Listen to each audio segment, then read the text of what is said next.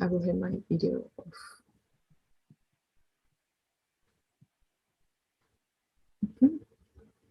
Yeah, I think we're live now.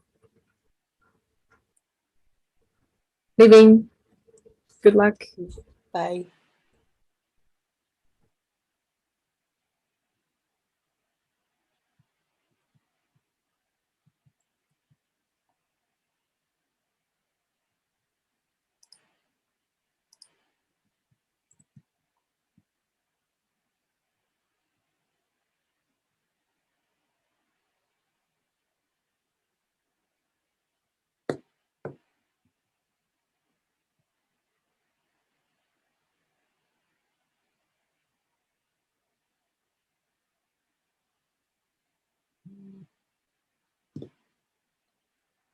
Hello.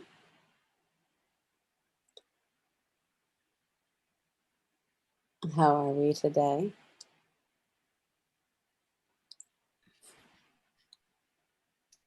We're doing good. All right. Miriam was asking me to say something. She said she could hear us. Okay, good. So all good. All okay. Sweet.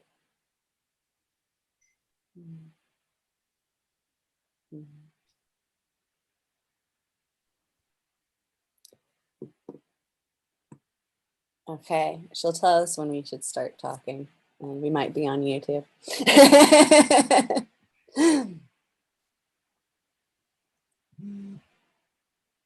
Okay, 6 minutes till we will Really? start our panel. So we're going to start a little after.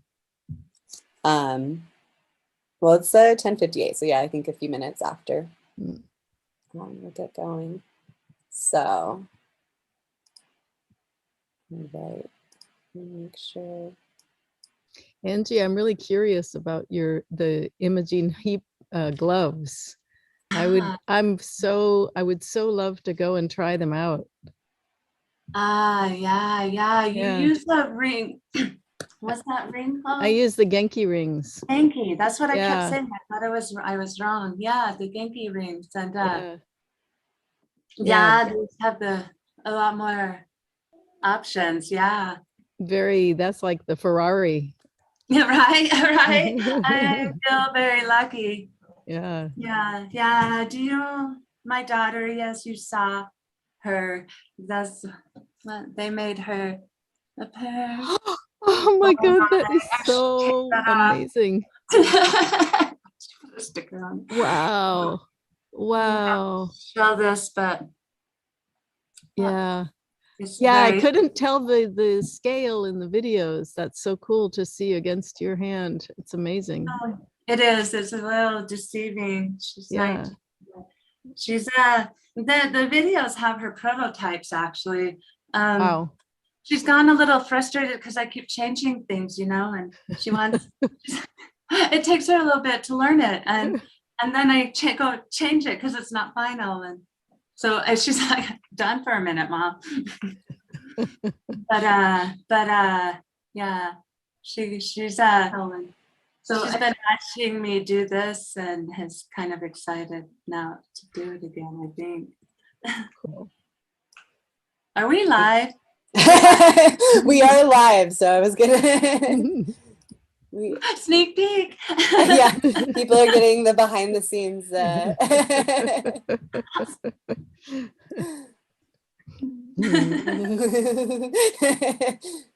Miriam saying, "Yes, you are."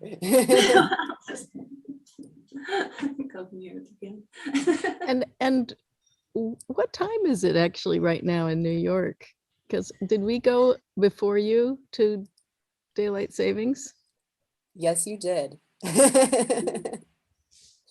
And yeah, that was trying to. I was looking. I thought it was going to be a different time here, and then I looked at the time zone stuff and saw some little trickery going on. I think we go next weekend or the weekend after. I don't know. Sometime. So is it 1 p.m. now in New York? Anastasia's in New York. Not there.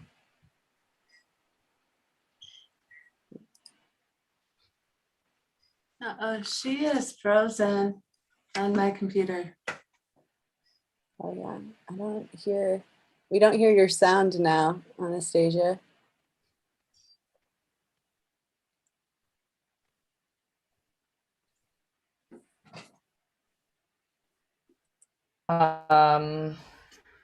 There we go. Interesting. I had to open my computer again. Oh well, the display doesn't have a microphone on it. You can hear me now though? Mhm. Yes, we can. And I look the same. Okay, cool. Yes, it is 1 p.m. here. I was trying to say that first. But I'm really glad you sent those emails because I definitely was going to be off by 1 hour. So, Well, I was going to be too. yeah, we would have been together, I guess. Okay, I guess Miriam says that we can start. So I'm going to ask all of you to mute and I'll just do my little introduction. So, awesome. So for anyone who has joined in, you've got a little bit of a backstage view as we're working on preparing for this, but we're really excited to be here. And my name is Monica Bolles. I am an artist and an audio engineer, and I have been using Max MSP since 2011, I would say, and it has been a really important tool in a lot of the work I do. And I am so thankful to Nuts and Bolts and Miriam. I'm going to mess up her last name, so I'm not going to say it, but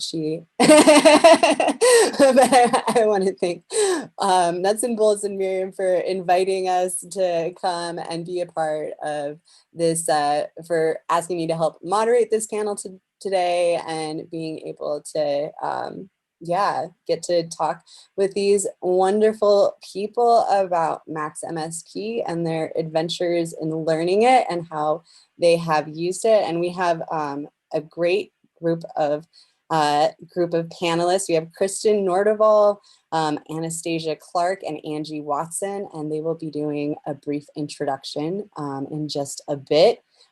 So Nuts and Bolts aims to promote and facilitate decentralized and experimental discourses and activities in the field of music technology. And again, I think they do a lot of other panels and they host workshops and things like that. So check them out if you do not know who they are. Again, they are the facilitators of this panel today. So yeah, I guess without further ado, I'm going to start introducing our panelists. And first up, let's have Kristin Nordival.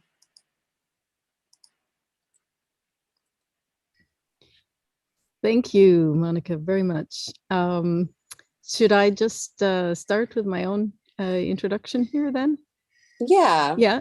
Yeah. Okay. So I'm here in Den Haag in the Netherlands.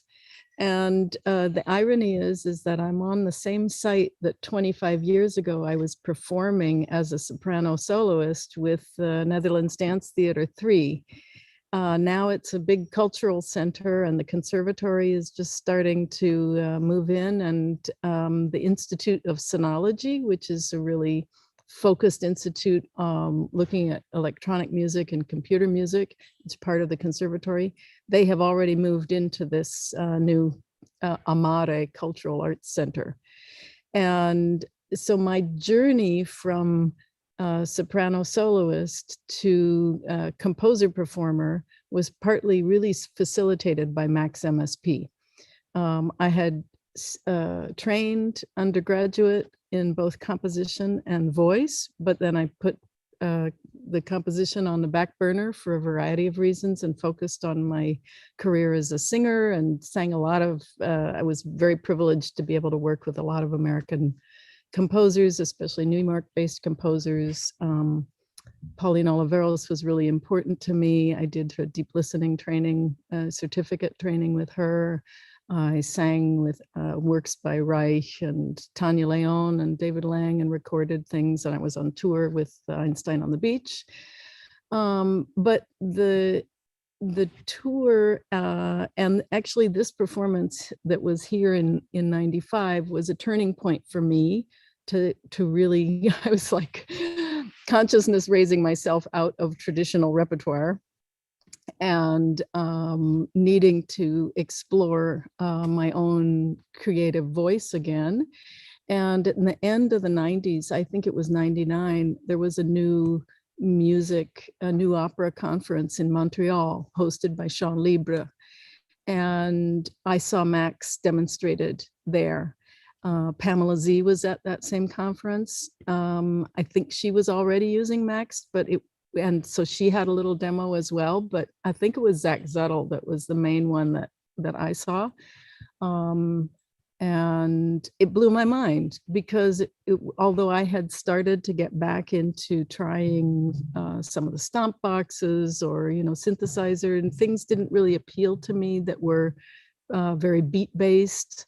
And Max was suddenly, wow, this is so flexible. The ability to design a patch, to do just what I would like to do, to go from very quick delays to very long delays, to follow my compositional process was very motivating. So, and soon after seeing the demonstration, I also was able to talk with David Gamper, who was Pauline Oliveros' bandmate in the Deep Listening Band. And he was really generous with his technical, mentoring. So one of his early patches that was based on being able to do these varying kinds of delays and feedback without pitch shifting, if you didn't want pitch shifting, but instead using time compression or time stretching. I'm still using that as a real heart of my patch. So I'm super grateful for David Gamper's mentoring in that way. And he turned me on to, the equipment that I use, the metric halo. And I also was then on a search for what kind of microphones can handle an operatic voice. And so when I was able to try out a DPA microphone at a gig in Denmark, that turned my, turned things around for me. And I was also really influenced by hearing the hemispherical speakers that were developed at Princeton. I heard Curtis Bond playing at Harvest Works in New York, and his bass, like I could hear everything acoustically, and then his signals were coming through these hemispherical speakers, and it was a chamber music aesthetic. So all of that kind of really went together for me. As a singer, it was, and a composer, I mean, I'd done the composition training, but I never was really comfortable as an improviser until after I worked with Pauline. That opened up a whole lot of things. And so coming through to Max at that point, I started really doing a lot of real-time processing. And that's where I also felt like it was extremely flexible. Daphne Naftali at Harvest Works was my first instructor in a Max workshop to learn the program. And then I just did a ton of work on trying to get my mind around it. And that was, that was long ago. So I started with, I think, Max 3 or something. But basically the concepts in there, I've kept even through all the different kinds of iterations that it's had. So I thought maybe we could just listen to a sound file from a solo album that I put out in 2012.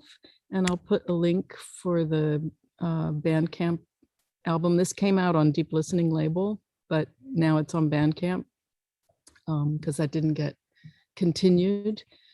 So this is a piece called A Summons, and it's an example of where I'm just using the voice that's the only, there's nothing pre-recorded, and I follow an emotional thread or a framework that I have.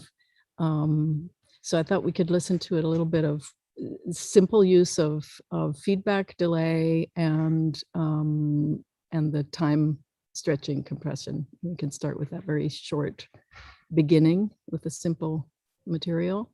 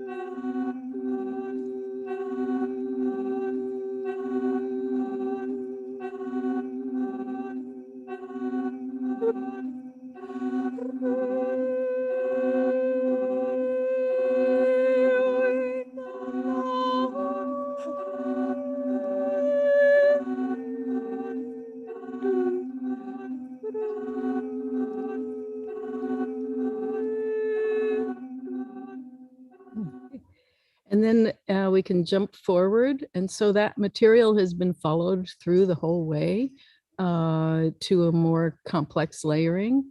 And I'm working with what I'm getting and where I'm wanting to go with the emotional material.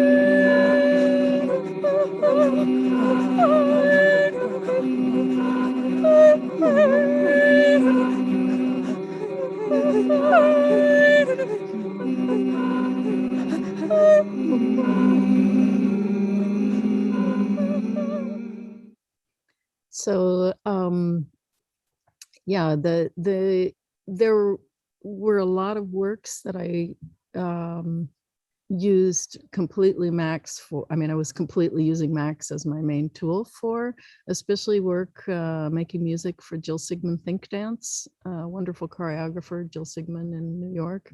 Also my personal partner for a number of years.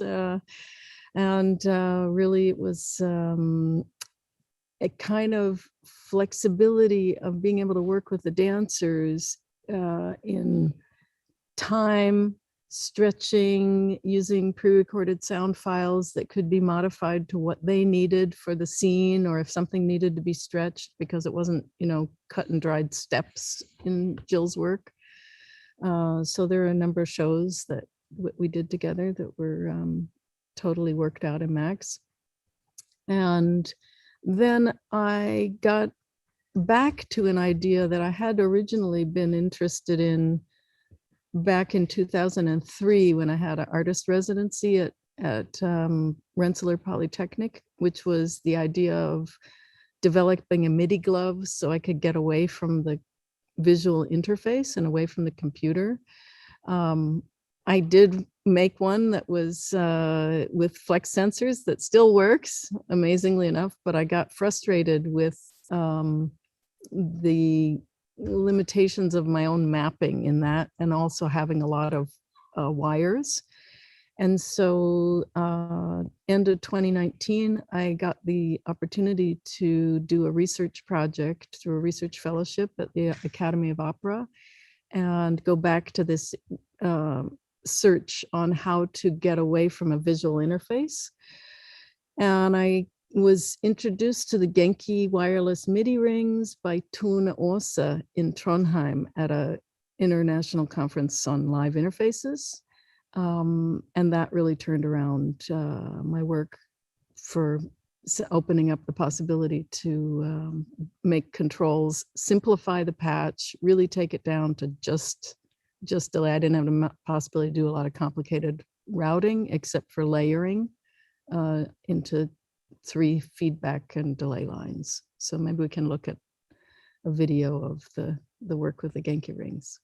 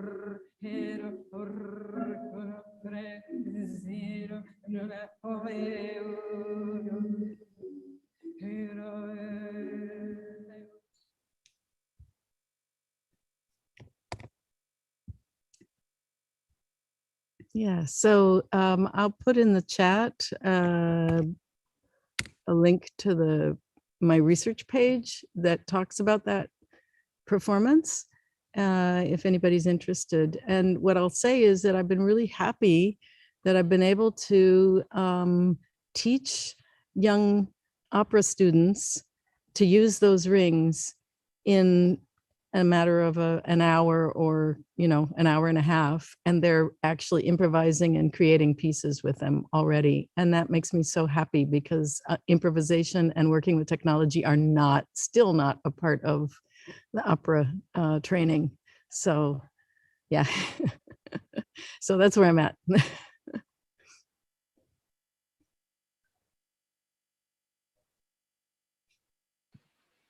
Awesome. Thank you so much, Kristin, for sharing your work. Yeah, and we'll bring you back up when we get into the panel. So next, I am going to introduce Anastasia Clarke. So, yeah. Hello, can you hear me? Yes, I can hear you. Great, I switched microphones since our sound check. Oh, it sounds We're very hi-fi nice. now. Great, great. Um, yeah, I'm Anastasia Clark. Thank you for inviting me to be a part of this. Kristin, I was resonating with so many of the things you're talking about, and I can't believe that we don't know each other. Like you, I was also very influenced by Pauline Oliveros and work with the voice and lots of similar questions. So I don't know how I got started with Max. I'm just going to dive right in. Well, I first started working with electronics before I worked with Max, creating fixed media compositions, and I was also a guitarist and a songwriter, and I really wanted to apply what I was learning that I could do in the studio using, at the time, I think my introduction was GRM tools, which are a plugin in Pro Tools, based on even older electronic instruments. But I had learned, about delay, about filters, about EQ, and basic electronic musical treatments and how to automate these things. But I really wanted to do that live and process my instruments live. So for a long time, it was guitar, voice, and pedals, loopers, and delays, and it became extremely physically cumbersome. And I also had carpal tunnel at one point, so I kind of switched at that time to synthesizers, thinking that synths would be less physically cumbersome, which is not true. But I thought so. And when I got into synthesizers, everybody started telling me, like, you need to look into Max. You will love Max. I was working with theater and dance, and kind of exploring concepts of interactivity, but I was training to program things myself. So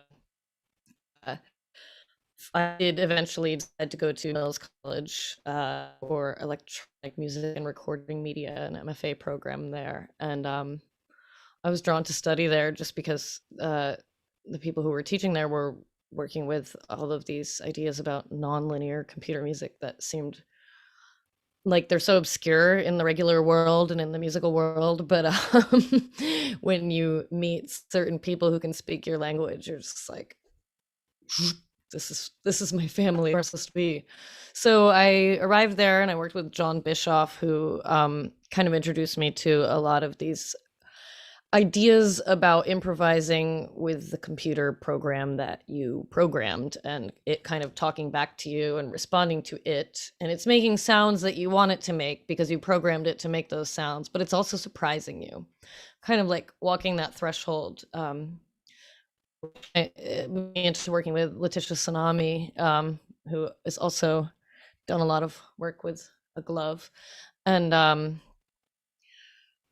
this idea that when I'm working with Max to program a controller to play whatever sounds I want, whether it's synthesis or field recordings or manipulating the sound, the idea that I can create a system that is difficult to navigate on purpose.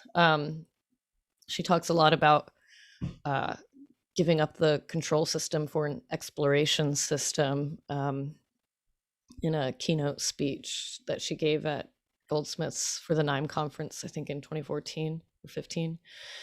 And it's published on her website. And this has been like I go back to it over and over, and I tell all my students about it because for me, it was such a revelation to realize that I could create a complex forest of reactions in Max and even have those reactions change over the duration of a piece using templates and complex signal routing and matrices so that I could never really find my way, even though I was infusing these systems with like highly personal and idiosyncratic musical material that really sounds like me. A lot of pre-recorded stuff or highly programmed synthesizer sounds with predetermined pitches. Very me, very much my voice as a composer, but in time, I'm still able to improvise, and it especially happens on the layer of like the micro moments. Overall there may be a structure that is known, but from moment to moment, I'm finding my way, hearing an effect do something and responding. So I've become really interested in creating these difficult to navigate systems, and a recent idea that I'm just beginning to start working on. I want to use speech recognition to type out the words on screen, and also process the sounds of my speech through my system. But the words on screen will come up as glyphs using like a font like Wingdings or something.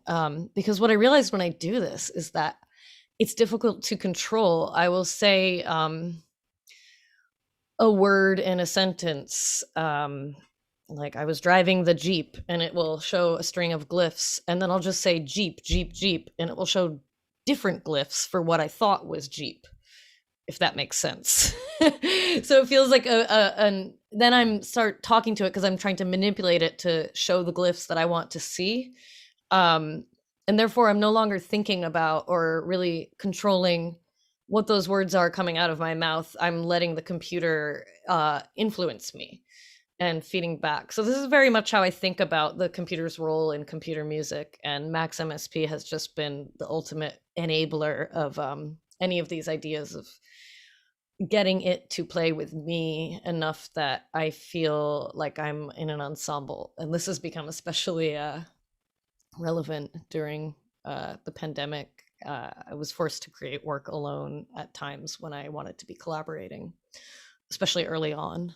And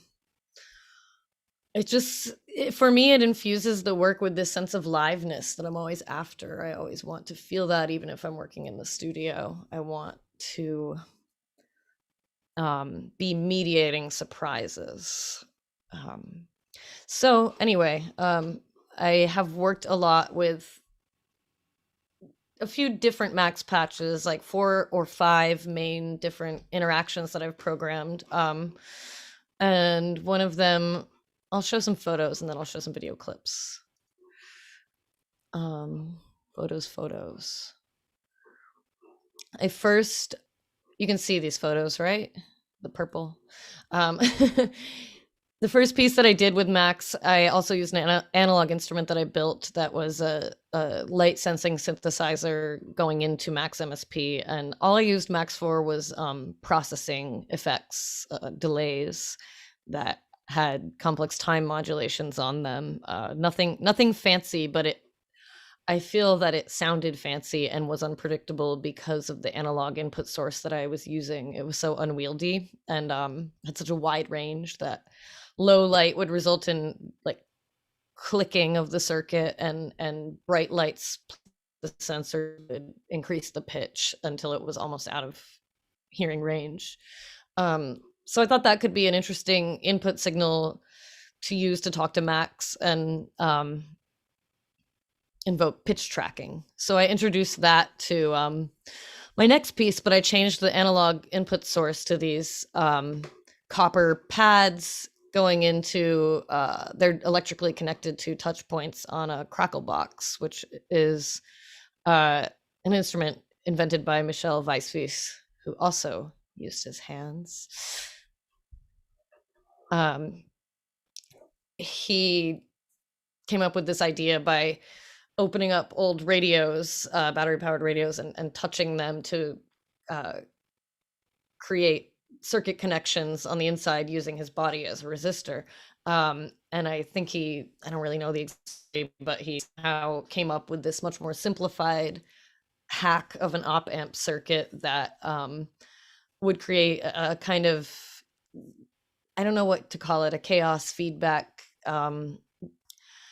digestion noises instrument that I love the sounds that it makes, and I love the interaction. So I use this as an input source, and I created a Max patch that filtered the pitches coming in or the behaviors coming in, and sent those triggers to different parts of my patch, which ranged from a sequencer playing back samples at different varying speeds to pitch following on a FM synthesizer, to just simply sending the sounds through delays and other effects. inputs. And at different points in the piece, I would kind of throttle which of those we are hearing. And sometimes you wouldn't even hear the input source of the crackle pads. You would only, or the crackle box, you would only hear the resultant effect.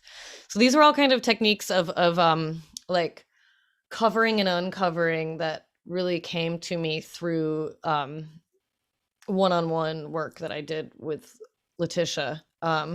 After I worked with her, I felt like I couldn't make boring work again.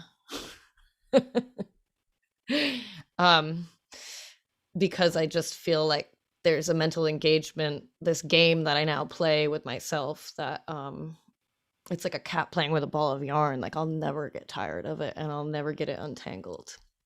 So I try to bring that to other pieces that use different systems. I've been using crystal singing bowls. This is when I only had 2. I have 8 now. Crystal singing bowls with electronics, which creates kind of a sprawling setup across the floor. Like I said, even more so now. And I've used these kind of sprawling interface designs.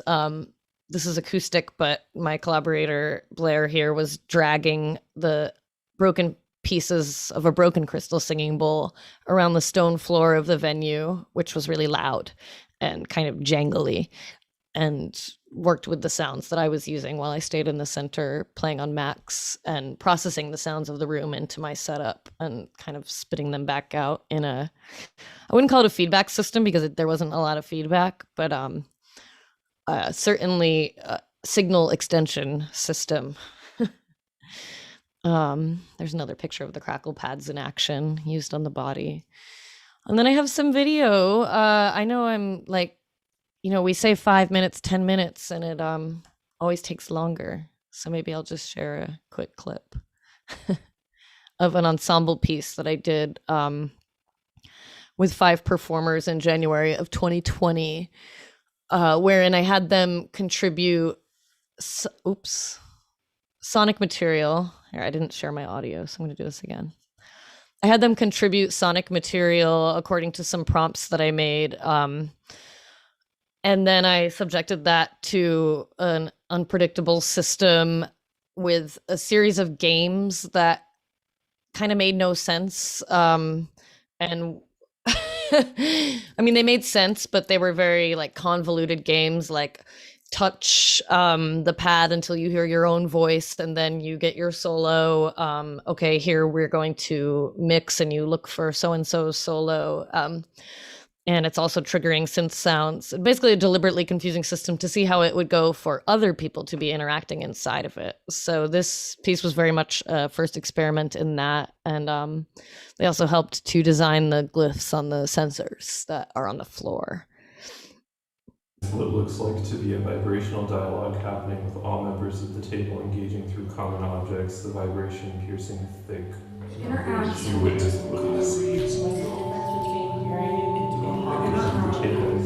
a mid-sensor is a blanket. all members of the table. Amidst tones.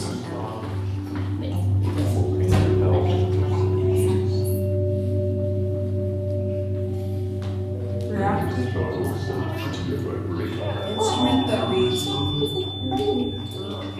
witness That reads. The interact.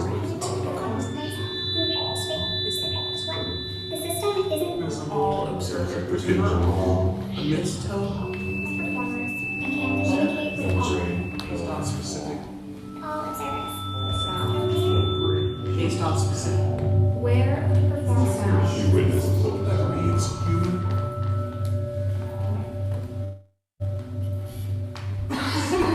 You witness what looks like to be Human vibration.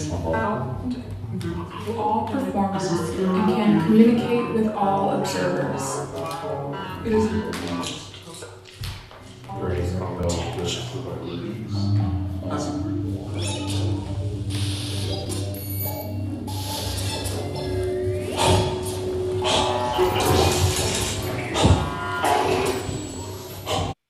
I'll stop there.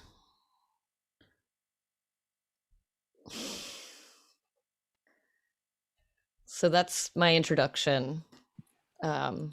More for the panel. Awesome. Thank you so much, Anastasia. We Thank did you. have a quick question from the audience. Oh, sure. They were asking, what was the artist that you mentioned that gave the lecture on giving up control for exploration? Oh, Letitia Sonami. She lives in the Bay Area. Her website is sonami.net. SONAMI. And Right. it's up there under the writing section, but there's also a video on YouTube of the lecture, which I highly recommend because it's an experimental lecture. Oh, great. Thank you.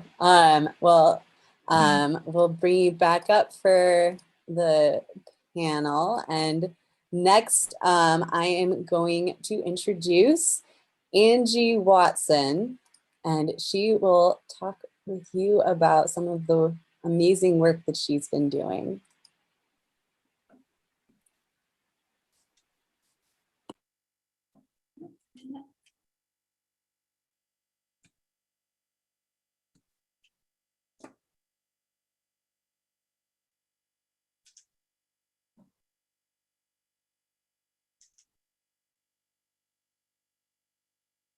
Hi. My name is Angie.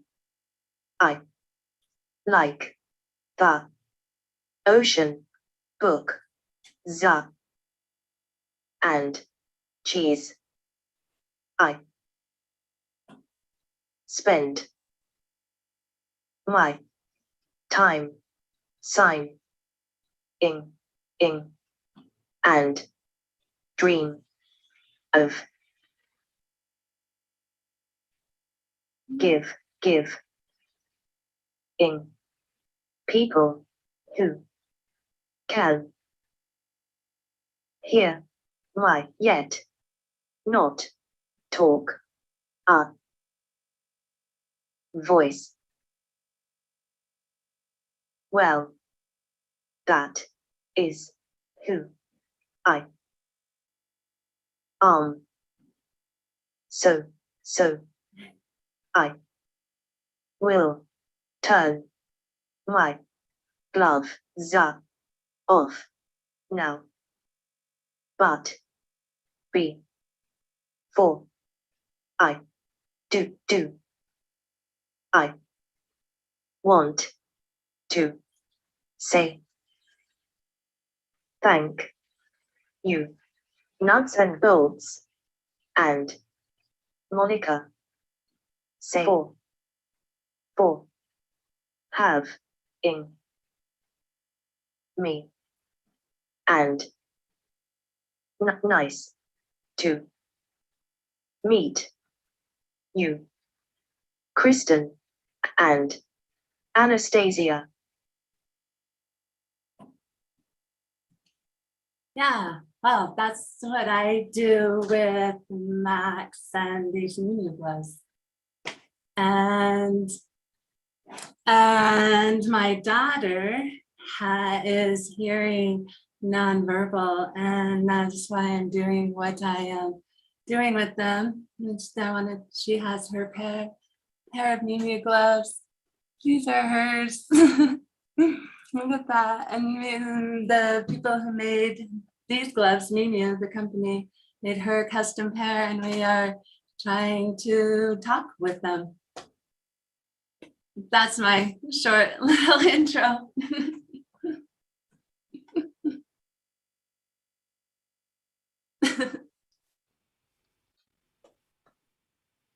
Since the other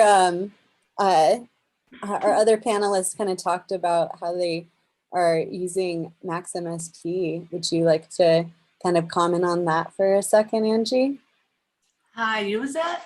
Yeah. To stream the data from the Mimu gloves into Max, and then it's like my playground. And I mean, they both, Kristin and Anastasia, said how they can do whatever you want in Max, and I play with the raw data in Max, so I can manipulate my space and my hand positions and get some words out. Awesome. Well, Angie, thank you so much for being here. I know we're all really excited to have you, and I think that, you know, a lot of the work you're doing is amazing. So I'll bring the other panelists up, and we can. I'll bring the other panelists up, and we can kind of get into a deeper discussion about all of these things. And I also want to say for the audience, if you ask questions in YouTube, we'll be able to respond to them. So if you have any questions for anybody, we will have some time for an open Q&A. So yeah, I will bring everyone up. And again, thanks all of you for being here. It's so exciting to see all of your work and everything that you're doing, and ways that you've been using Max. And we have, you know, a few questions, and I think some of you covered some of these questions, you know, in the in your introductions. So I actually, I think Angie, I'm gonna start with you, and can you answer like how and when did you first get introduced to Max MSP? Yeah, sure. It was Kelly from the MeMu team about a year ago. She called me up and said, "Hey, look at this." And she showed me this little patch in Max. And I'm like, "What's that?" And it was, she had sent me the Glover file for the gloves that sent the data over into Max, and showed that to me and said, look at the data, look what you can do. And I remember looking at that, and it was just a few little objects, like an if the data looks like this, do this, and send it back into Glover. And I went, whoa, is that like really advanced? No, Angie. And that was my introduction to it. But it was a really, as she gave me the files and said, "Here, go play." And I did, and it is amazing. Yeah, Monica, you gave me a little help a little after that. How do you use this?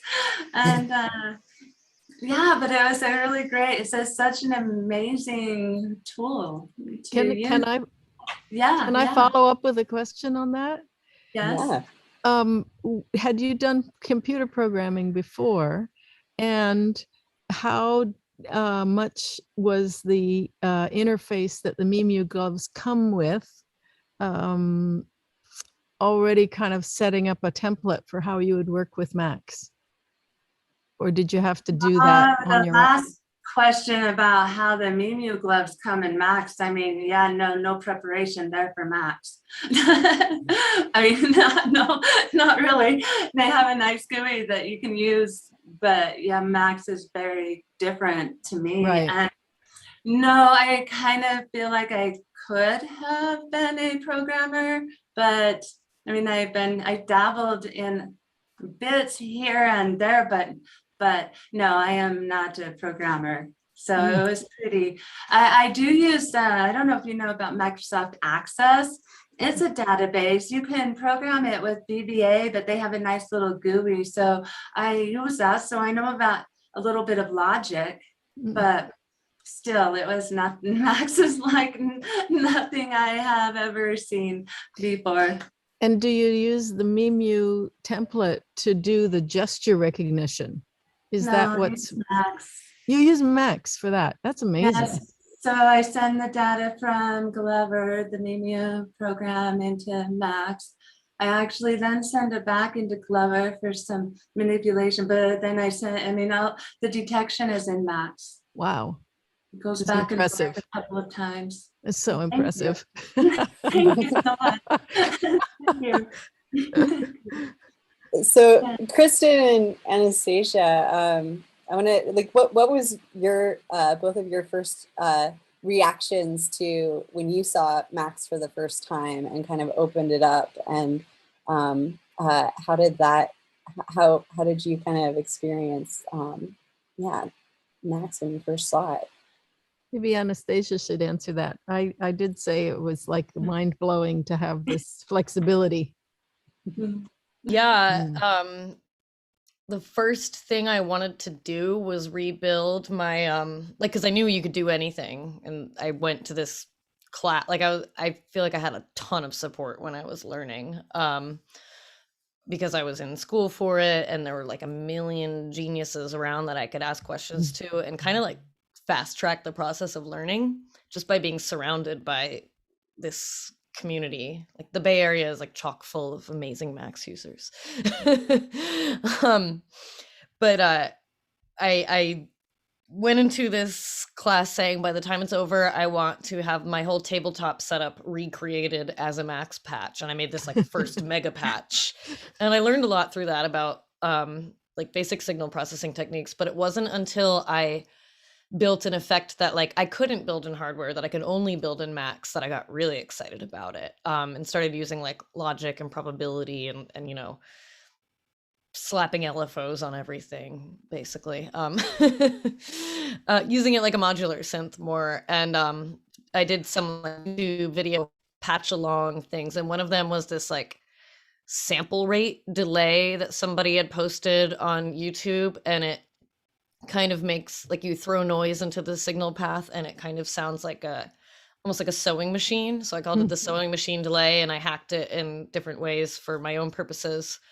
And that was like my first effect that felt like it was inspired by this YouTube video, but then it was mine. And I created a vocal piece out of that. And from there, I was like, what else can I do that I can only do in Max? So I built a looper that had asynchronous loop lengths, because most hardware loopers will, you know, it all depends on the length of the first loop, or in Ableton Live, like it's built to match the meter of the, you know, global transport tempo. So I wanted asynchronous loops that were just the length of however long the loop was, and I wanted 4 tracks, and I wanted to be able to change the speeds of those individually. Had all these features that I needed to have. And so I built that, and all of that just opened up my language to what maybe completely different did before. And it, you know, it used like a lo-fi sound. It was starting to sound very digital, hi-fi. Just cracked my world open in terms of then taking in hardware signals and taking these like messy, raw, organic sounds and subjecting them to a digital manipulation system and spitting them out and trying to keep them messy and raw and organic, but in a different way. Awesome. Yeah, so I think let's talk a little bit about, I think some of you've answered this, but like the experience of learning how to use Max, and you know, what was that experience like? I think Anastasia, you kind of touched on it with, you know, you being surrounded by a community of people that were doing it. I think Angie and Kristin, do you have something to add about that? My experience was all workshop based and my own stuff, and then getting help from other engineers that were really experienced programmers to refine the patches that I had created. And now I'm back, you know, studying and catching up on all the developments in the program that I wasn't able to keep track of. So I'm feeling really privileged actually to be back in a kind of a classroom setting. And you never, there's always new stuff to learn. There's just completely continuing new developments, new objects, new patches that people are coming up with, new ideas, new ways of mapping. It's, yeah, it's intimidating and amazing at the same time. Angie, what about you? How did, I think, you know,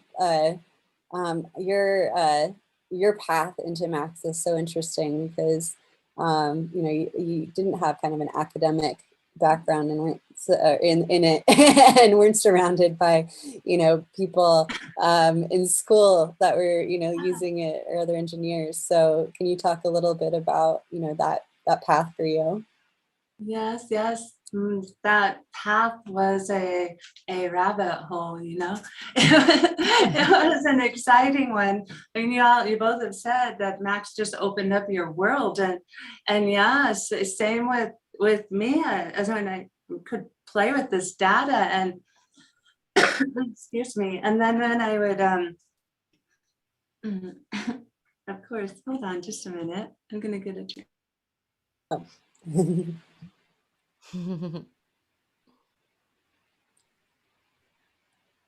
I don't know where that came from, but thank you. Okay, so anyway, that rabbit hole, I mean, I got little bits of information and knew it could do what I wanted, and but I have to go searching and finding, and how can I make this work, and then how can I make it work so I can actually use it and make a GUI and like that. And boy, I mean, they have a great help section, and that is just a rabbit hole, you know, because it's like, ooh, and it can do that, and it can do that, and it can do that, and then you go there and you use that help for something else, and pretty soon you're just like, oh, I got to get back to what I needed, because it's kind of fun, and it's an exploration. Yeah. I would add to that the PD patches that I tried out a little bit of PD programming. I've never done any programming before getting into Max, and I found it much harder to deal with PD because it didn't have as much of a help interface, and it wasn't easy to just go and say, okay, what does this do? Can I just copy this whole thing and plunk it in and start using it and see what the experience is? So although I love open interface, but you know, for me it was really worth paying to have the excellent help files. Yeah, agreed. Yeah, I guess, what are some resources that all of you have as like recommendations for people who are wanting to learn Max, and where, you know, again, if you don't have a community of people around you that know it, but you know, what, you know, as far as like being in school for it, like what are other resources that people, or even for school, like recommendations of spaces, you know, in schools that, you know, teach it and are, you know, good for that. Yeah, I would recommend the Cadenza, KADENZE online courses, as there's good ones at Stanford for Max and at Columbia. Both of them have some really good Max tutoring. I would second that, and add that the Stanford course is also available in real life, or at least pre-pandemic, from Matt Wright, and it's kind of like a flipped classroom. So you do the Cadenza course, but then you can have all this extra support in the actual classroom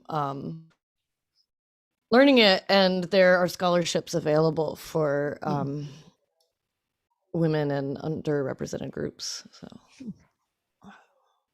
I've done this. If anybody has questions. It was awesome because I need a lot of reinforcement. My attention is like always everywhere. And it was so helpful to have a recap of the lessons and go over things I don't understand and go in really deep, and also be able to ask classmates. There are also lots of online groups. The Max MSP group on Facebook I use, even though I don't love Facebook.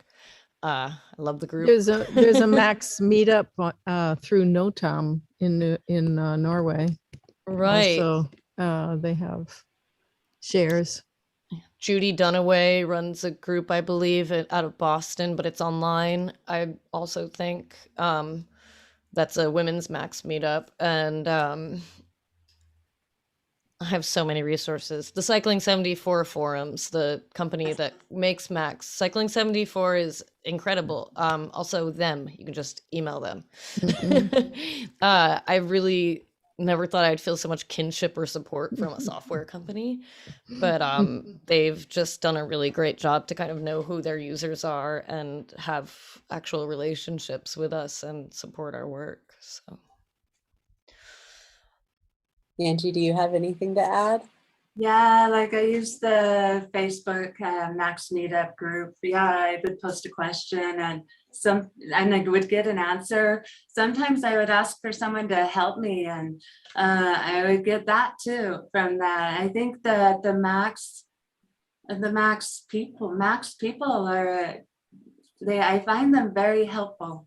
You know, I mean, I just always found my questions asked, and there's Music Hackspace in addition to the Condensa, and which you both just mentioned about the Women's Max workshop. Music Hackspace, they have every weekend, alternating hemispheres, but every weekend they have a Max meetup where you can go and talk to people who use Max and learn some stuff. And then they have workshops too.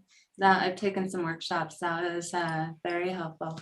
And not just in Max and other, it's music related, but boy, it was helpful for me, what I am doing, even though I am making a different kind of music, right? Yeah. What else? Yeah, the forum probably answered more questions than anything, just altogether. As I always at the forum, how do you do this? Who had this problem before? How is it solved? Yeah, it was really great. Yeah, I think someone's dog.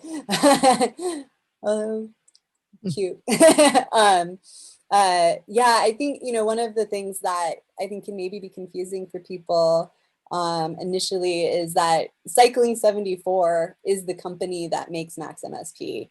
And so if you're just Googling Max MSP and trying, you know, you might not find the forum for it. And the forums are on the Cycling 74 website. And they really do have amazing forums, and the community is so good around it.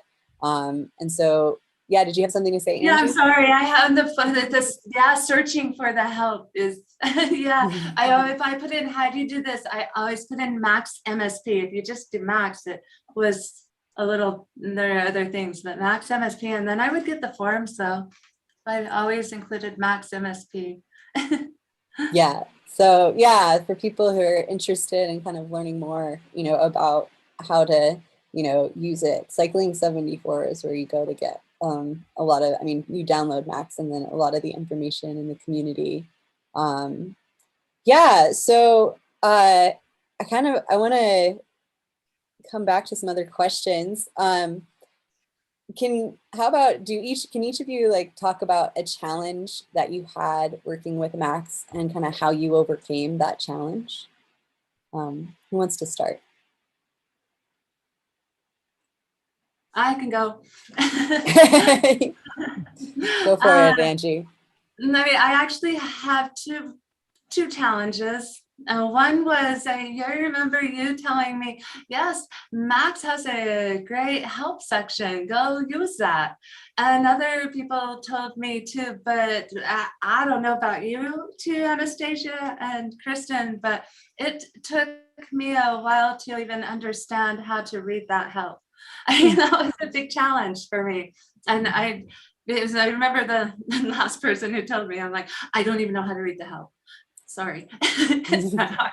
But I mean, now it's not hard. I don't know what was hard about it now because I understand it now, but just at the beginning, it was a big challenge. So I took things that I knew and I felt like objects that I understood pretty easily. And I went over to the help and I was able to figure out things with things I knew, and then I just kept building on there. But you are right. It is a great help. It is amazing.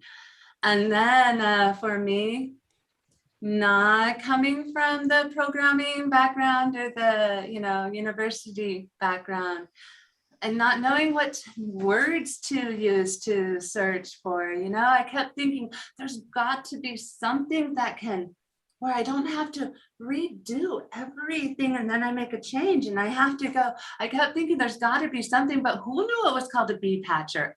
So how was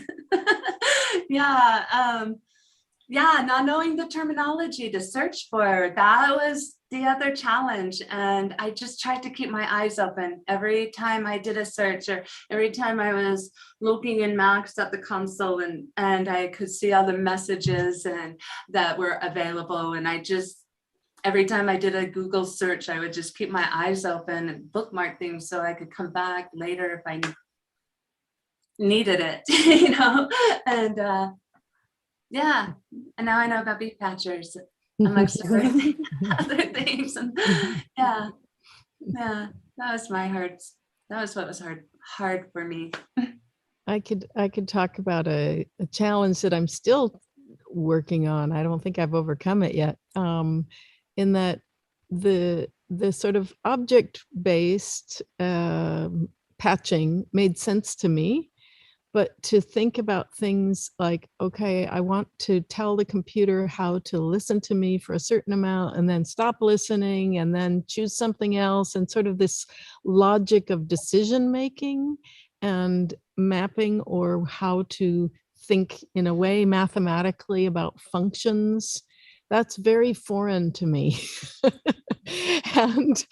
and I think that what I've found most helpful is just working with other people, you know, where I'm describing, well, this is what I want to do, and I'm thinking maybe I can do it this way, and then they show me a simpler way, which is really nice to find, either through an object that, like you say, you know, suddenly there's an object that could do this thing you're thinking about, or through a way of thinking about the choice making in a simpler way.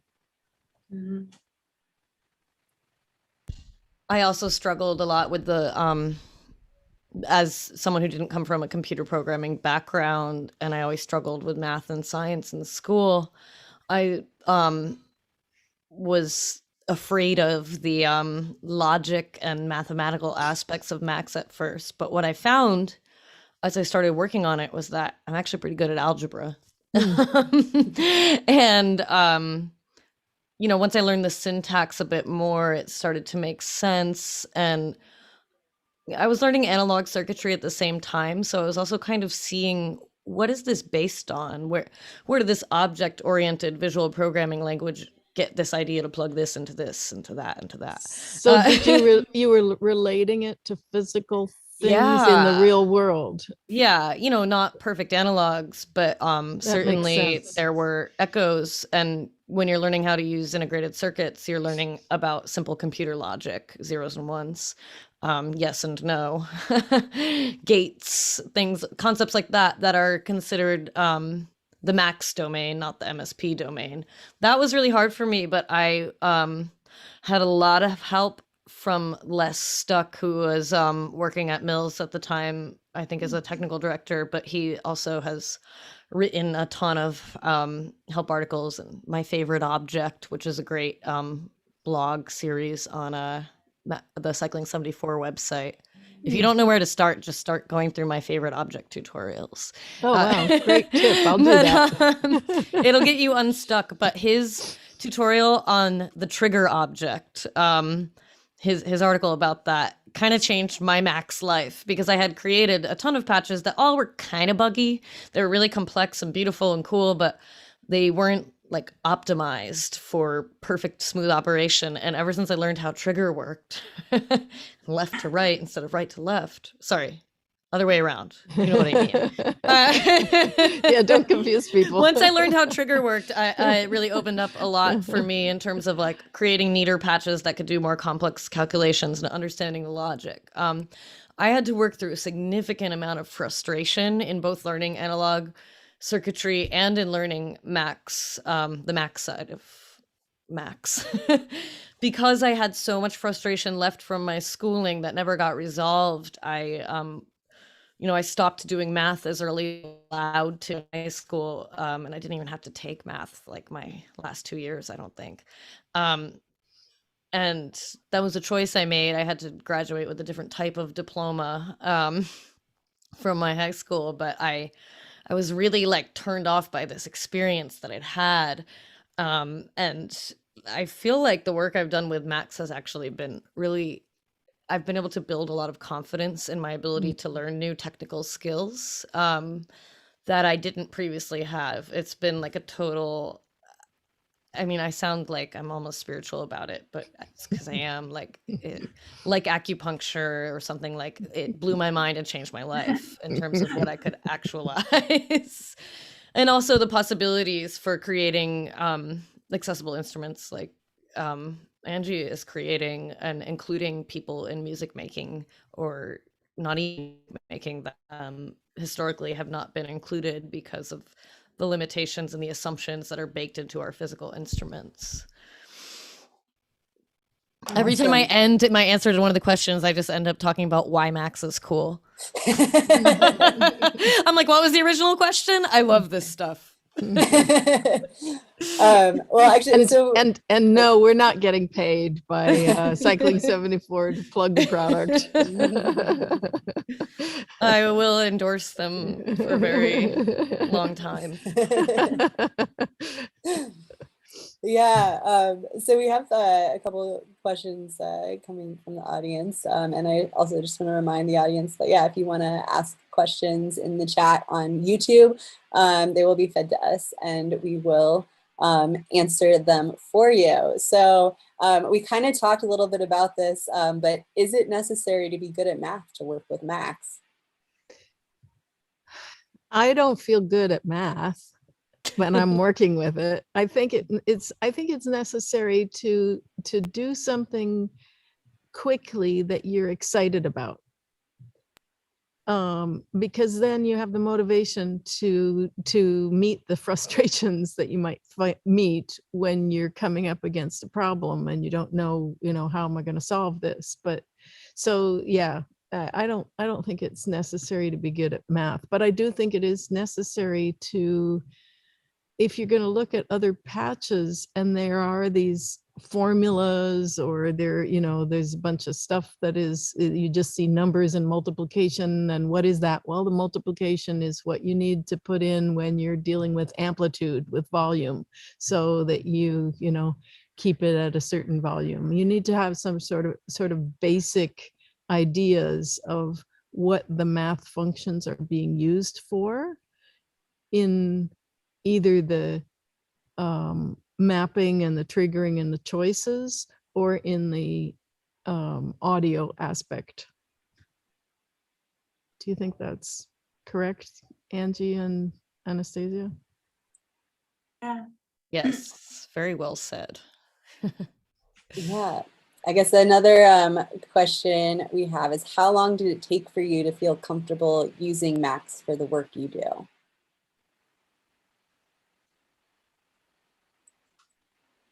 That's an ongoing question, because I was pretty comfortable very early with very simple patch, but then as the patches got more complicated, I was uncomfortable, and so now I'm still dealing with some things I'm comfortable with and some things I'm uncomfortable with. It's an endless maze that you could get lost in. How about you, Ange? Yeah. Yeah. Who wants to go? I mean, I saw the potential right away. And I had a specific thing. How I wanted these to talk.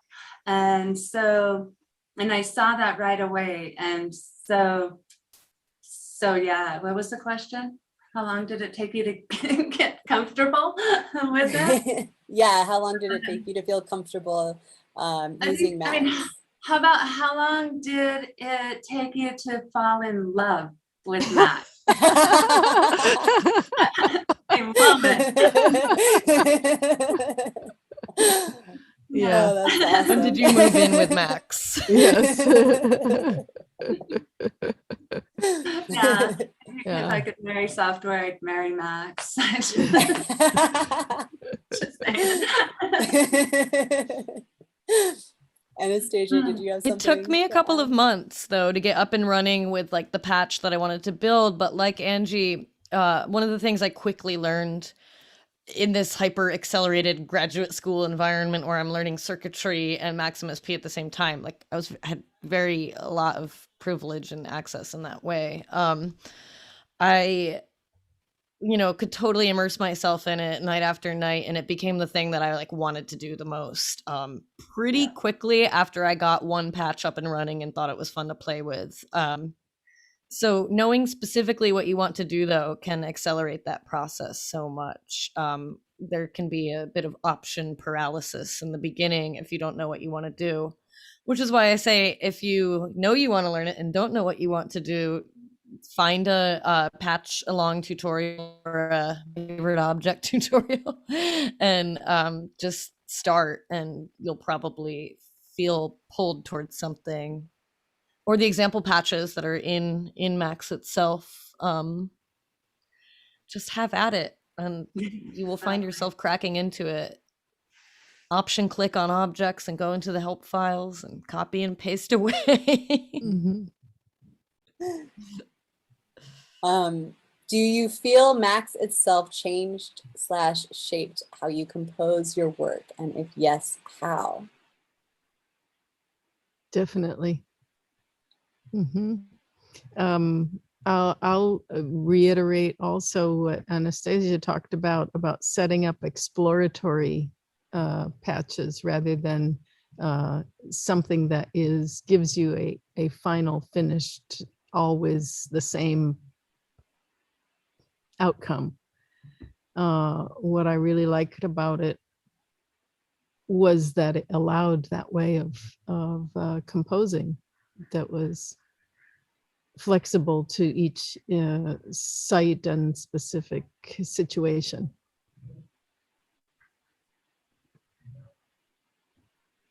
Likewise, I've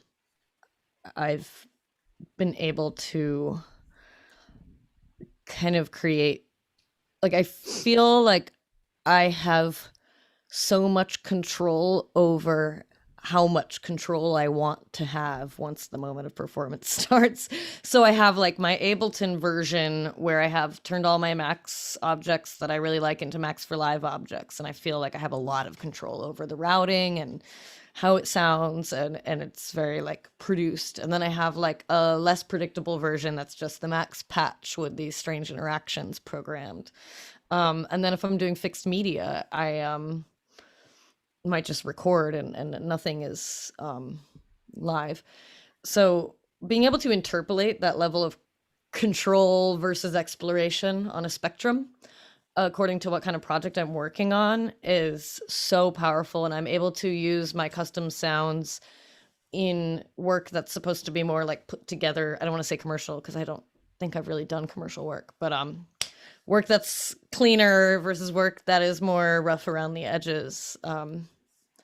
That's all something that I feel so liberated by, and also like it's necessary to adapt to these different forms. Sometimes I'm doing live streams, sometimes I'm doing a 5-minute presentation, sometimes I'm doing a 90-minute concert, and I'm using the same tool, different versions of the same thing for all of it. It's really incredible.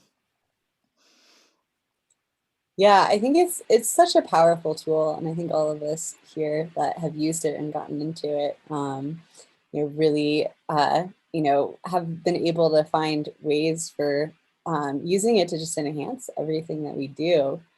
So I guess we talked a little bit about, resources for people wanting to learn Max. I guess besides resources, what suggestions do you have for people wanting to learn Max? Like just as far as like going into it and diving in, and what suggestions do you have to offer people? Well, one of the things that I would say is a real advantage with Max over other computer softwares is that it makes it really easy to work with live sound input.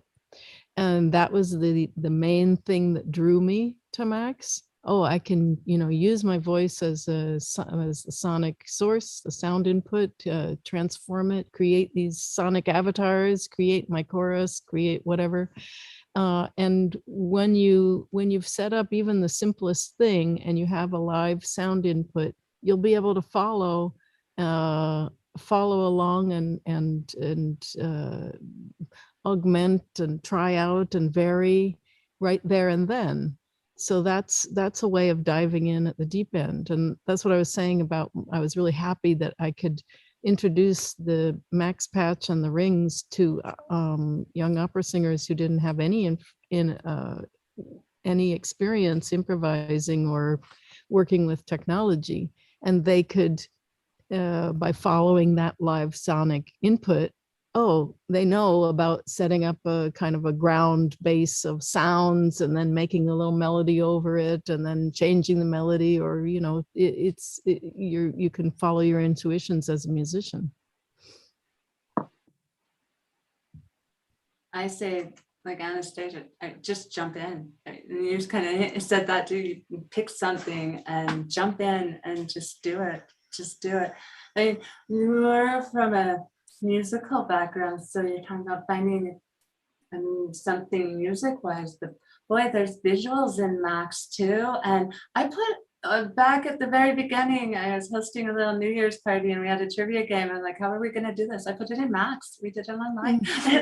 And so there's just so much. I keep thinking about playing with maybe putting some science stuff in Max, and you can make a little app and give it to some of my students like that. So there's just so much. You can bring in Arduinos or a button or any MIDI controller and just play with it. Just jump in and play with it. Yeah, I think that's one thing I love about Max is and I think one of the challenging things to get over is just when you first open it, it's a blank screen, right? It's like a blank page, and and I think but again, having that idea of something you want to build, something you are wanting to be able to work with and kind of grow, and then jumping in, finding the community, not being afraid to just push buttons and see what happens. And Anastasia, did you have anything to add? Yeah, I'm gonna get specific here. Get your pencils out.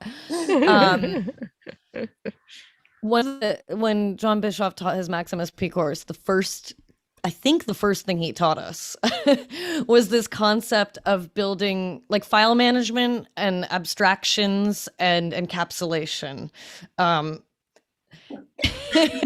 You can Google those things next to the phrase cycling 74 and get instructional videos, but it's just the idea of making like sub patchers so that you can keep your patches clean and actually be able to navigate them, but also knowing where to save things so that when you make bigger patches that contain smaller ones, that they're properly referenced and they're not getting lost. Using projects versus just saving a patch. Like, take some time to research file management in Max to minimize confusion later on, because if everything's working and then you change machines at the last minute or something and you don't know how to do that, it can be a real nightmare. I learned a lot about version control from using Max. So encapsulation and abstractions, write it down. Yes. I won't teach it here because we're in a panel discussion, but Change your and world. sub-patchers. Definitely. And library. Okay, I'm done. That was good. Awesome. Okay, we have one more question here from the audience, and then we've got about 10 minutes left, so we'll start to wrap up. But what are your thoughts around constant change or sticking with a system / instrument / patch to learn how to get the most out of it? And how does this question affect your work? I was just talking, but I could start that one. We could go backward. Go for it. For me, it's not either or, which is the best part of this, is like I built something that I've been using for 4 or 5 years now, but I also can change it whenever it's time. And so I have this slowly evolving thing, and depending on what piece I'm playing, I may go back to an older version and start there and take a different path. Or I may just keep hurtling forward with new versions of the old thing, but I haven't thrown anything away. I use all the effects I built. I just add. I've made them more modular. I've made it cleaner. I've made it possible to use them in Ableton. I've built new instruments to use with the old ones. But it's just this ever-growing modular system that references itself and destroys the binary of novelty versus tried and true and lots of other binaries. It's a very non-binary way of thinking in even though you have to use logic. I feel like you're always like turning outputs into inputs, inputs into outputs. Very, very well said. Yeah. Yeah, I'd agree that it's things that I've continued to use from the beginning, and you just adding or doing other new variations for a specific project. And then getting excited about learning, oh, somebody else did this way. That looks interesting. Yeah. But I think it's great to have seen how Max has changed through the years. And that also is a challenge to me. How am I rethinking and having to relearn as Max changes? So I have one more question myself that I'm going to ask. And that question is, what ideas do you have for making Max MSP and the learning process more accessible?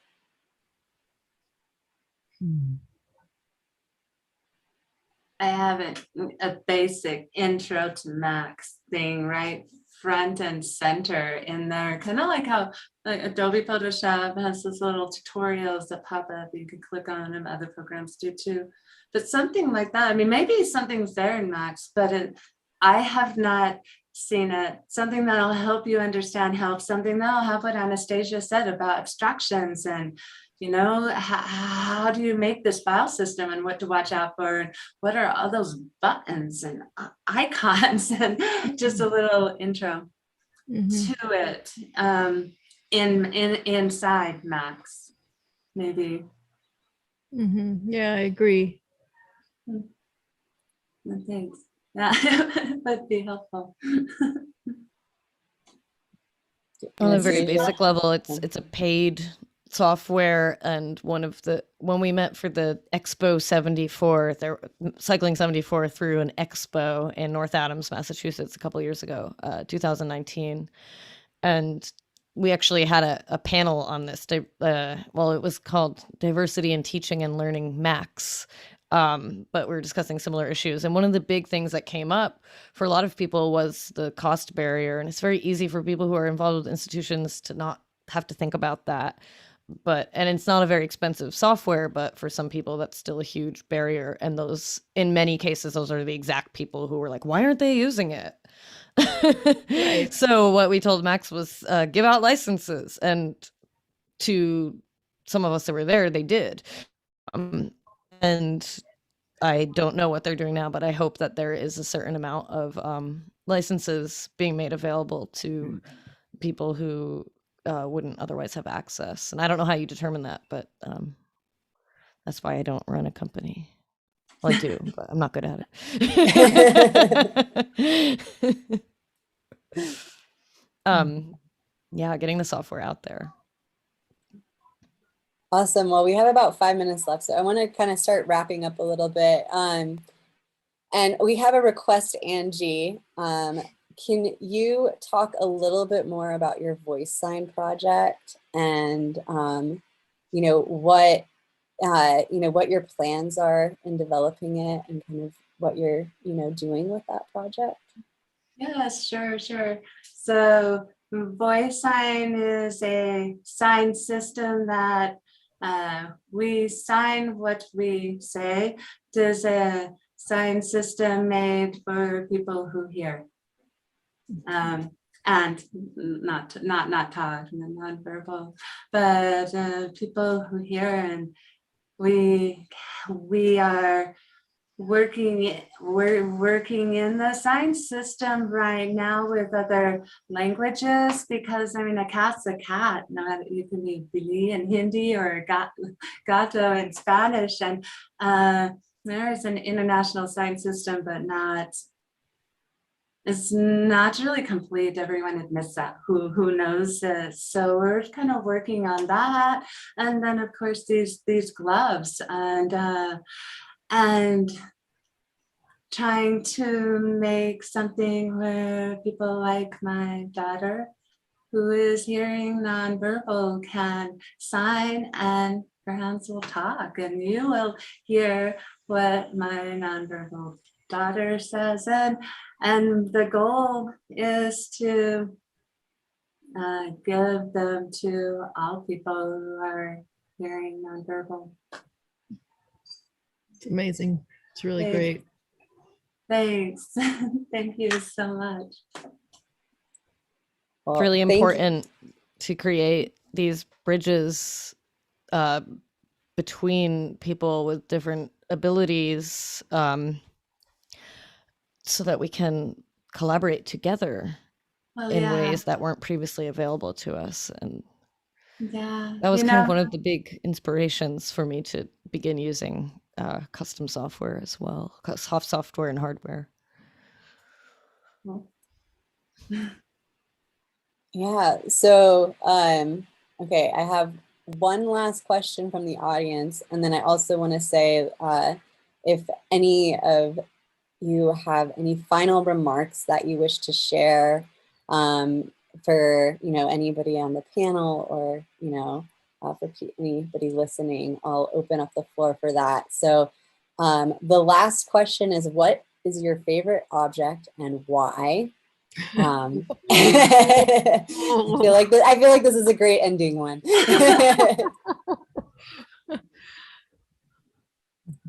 Oh no.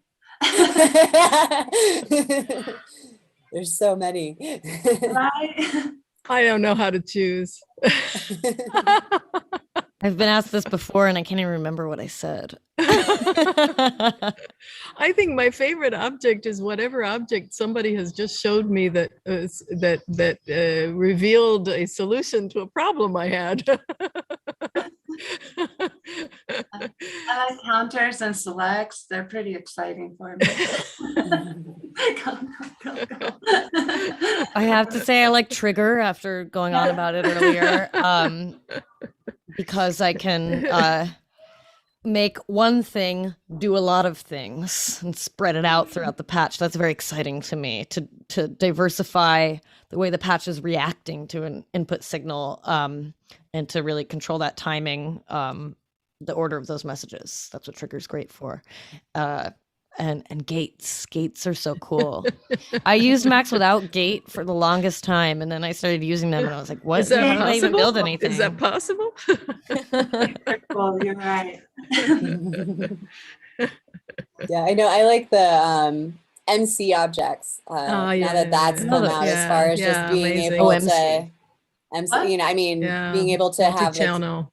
Multi-channel, and do all of the different multi-channel routing, instead of having to do one little audio, cable. I have to say also that it was wonderful that Groove can accommodate different sizes of files, right? Like hot swapping. Like if Totally. I want to put a new one in that's just teeny, then I go to a 5-minute file, and then I can go to this, and so that also really changed my composition style.